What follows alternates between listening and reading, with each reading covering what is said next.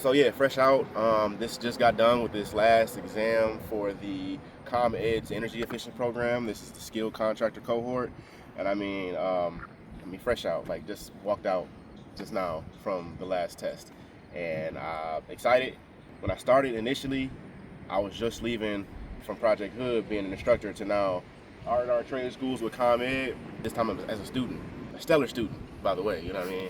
Not just across the board. All right. Specifically, I really enjoyed the instructor. I really enjoyed the class. I always struggle a little bit with how to weaponize information like this afterwards or during. But midway through the program, I was trying to figure out, okay, what do I do when I'm done, right? Who do I know in the program that's going to do something when they're done? And who can I lend on for that, for partnerships in those spaces? A lot of thought had been given, but execution-wise right now, we definitely need to still figure that out. What do I want to do next? So my post-cap about the class, the food was, hopefully there's something different today, you know. Food wasn't the greatest. I will say we did get showered with gifts, you know. First day in, got some gifts. Last day, got some gifts. So graduation, I'm expecting some more gifts, you know what I'm saying? I better be somebody. The instructor asked, you know, like, well, so what's gonna be the golden marker from this that you would take away? I've been in the contractor space, general contractor space, for a long time with my dad, and just seeing how he does things versus I went to school, had some formal education, so my pathway for how I would do things is a little bit different. However, I could definitely see a lot of the things that I learned here going back to Saginaw and kind of hopefully educating my dad on some of those things, right? I'm just thinking about all the homes that we were in that we didn't air seal, or we didn't put insulation, or we didn't put blocking into specific areas, and just how that potentially impacted that homeowner for their projects in the future or their energy bills in the future, right?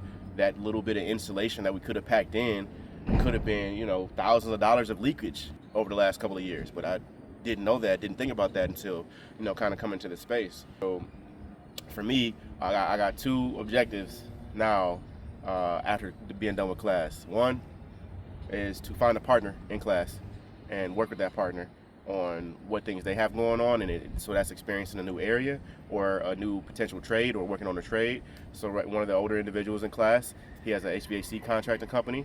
A lot of the weatherization and electrification stuff does intersect with HVAC. I'm not an HVAC contractor, so that might be a great partnership. I'm not an electrical contractor. There was quite a few electrical contractors in there, so I think that would be a great connection. And then there's of course other trades people that were in the class, and I think those also might be some good connections. So secondly, acquire some work. I need to apply this as soon as possible. As soon as I can apply this, that's what's going to make it real, right? We did a lot of test stuff and test this and test that, or you only got to test 2 rooms, or you only got to test 2 outlets, or that's not the complete run of show. And for me, I need to see how the run of show is going to be able to weaponize this for the future. Now, so my next Project Hood cohort, I believe, is going to be starting in the next 2 weeks. I'll be an instructor again. From the first cohort to the second cohort, there's going to be a lot of new things to inform the students about. And I always try to go a little bit more extra than less. So just on the parts to chew on is, where is the direction of our industry headed with these energy efficient programs like this? What are the utility suppliers doing to either make profit, make pros, or what are they doing to help out the community? And I think a lot of times they're not necessarily focused on helping out the community, but they are focused on making some money. I align with that last part, making some money. So, you know, there's the way to go. We're going to get there. With the insight that you have, we at the end, right? What would you have done different? You as an instructor, being in the class, being instructed, how would you have done it? I think with this one, and I won't say anything, you know, like negative about the instructor. I think phenomenal job. I think, you know, when you're dealing with a different group, genre, area, you have to approach them differently. And so my approach for how I would instruct individuals versus his approach how he would instruct individuals is different. For me, I probably would have gave more homework, right? He bombarded us with information. I mean, from the time we clocked in to the time we clocked out, 1 minute before we clocked out. I think we got 2 days out of 5 weeks we got out early. All right, just let you know. The rest of the time we were jam packed. So that when I typically give instruction or give homework out, what I do for the students is it lets me know who's the real deal, right? Because they come back with their homework done, not sitting with it in class trying to figure out like, hey, what was the answers? What's up? So for me, that also helps me pick out my star students. My star students can become my star workers. So I'm not sure what his approach was. I know he's doing a lot of classes all over, and so he's probably got a lot more bandwidth for people that he's looking for. But for me, I probably would have approached it with give him a little bit more homework, and then specifically, like, I'm looking for 2 individuals to hire. I'm looking for 5 people to work with this program so I can do ... So that's the only one thing I would have probably changed up. I probably wouldn't have bombarded as well so much information. We had a lot of time to get the information, and then the test was like the next day. So probably would have did a little bit slower pace on that. Kept it at the 5 weeks, but still a little bit slower pace. How are you applying this with your future instructions?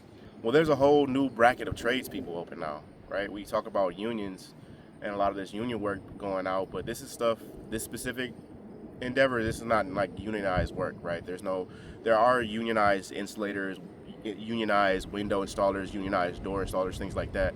But for air sealing, energy efficiency audits, things like that, everybody's kind of starting fresh with this. We've had people that have had companies for the last 15 years, and they're starting pretty much new now with this whole new trade thing. 2 things that gives me a leg up, because now everybody's kind of starting new, starting fresh. So I've been doing this for 20 years. I'm not gonna hear none of that, right? I'm here like, yeah, I just got started. In addition to that, it gives a competitive edge, a real competitive edge. I think a lot of times, especially in the market being a minority, there's a lot of jobs that I'd miss out on, not because I'm not capable of doing the work, but I'm not somebody's friend, or I'm not somebody's so-and-so, or I don't look like somebody's It's cousin. the whole, it's not what you know, who you know type. Exactly. Do you think it was a pretty cohesive class? Like, you made some genuine actions over the course of this 5 weeks? Yeah, for sure. I mean, outside of the people that I already knew, you know what I'm saying, which was really like 2 people in the cohort. Like, everybody else was spot on. I think it was a diverse selection. After week 2, I felt like everybody was locked up tight, bonded up. After going to the Airbnb house and the other test house, after that, jokes started flying. People started getting more comfortable. I learned about other people's, health concerns and things like that they had going on. So it's like, even though it was only 5 weeks, it felt like boot camp. We got a little group chat going, so we're gonna figure it out. Right. Yeah, I feel like that's how it should be. Any other key insights that you wanted to touch base on and provide to the audience? Yeah, I mean, I got 2 potential lanes. So we got contractors lane, and then we got the individual learner student, forever student. I consider myself a forever student. I'm always going to be learning. As soon as you say you've learned everything, you pretty much know nothing. You've submitted to knowing nothing at that point in time, because you might have a way to do things, but that doesn't mean that it's the only way to do things. And so, like, coming here, there's other ways to do things and learn. Me as a forever student, I would say look up and find some new pathways that you can go to, something that can advance your learning in an area that you're focusing in on, and then go take the class, right?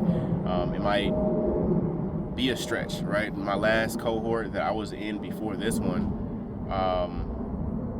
it was 10 months long, and I had to go back and forth from Michigan to Chicago just for class. So that was gargantuan, but I did it, right? And that's just one more certification under my belt.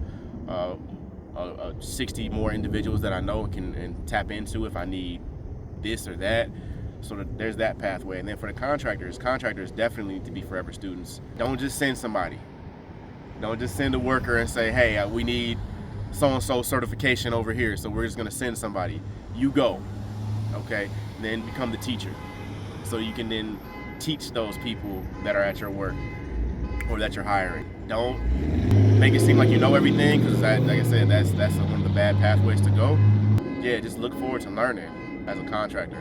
We need more contractors who are actively engaged in continuing education. We do it for engineers, we do it for architects, but we don't necessarily do that for contractors unless you're forced to. So the Illinois Energy Code has been on the docket specifically for ductwork and sealing for 12 years now, to make sure that new construction built houses come in at under a 3 for leakage tests. That's 12 years in the game. I'm not sure if everybody's doing that just because it's been on the docket, right? So unless we're forced to, 9 times out of 10 we won't, and we need to get out of that forced to, because that's what got us asbestos, that's what got us lead. Unless we need to do the test, we're not going to do the test, but we need to do the test. Thank you. Very insightful as always. We already know where we can reach you. All right.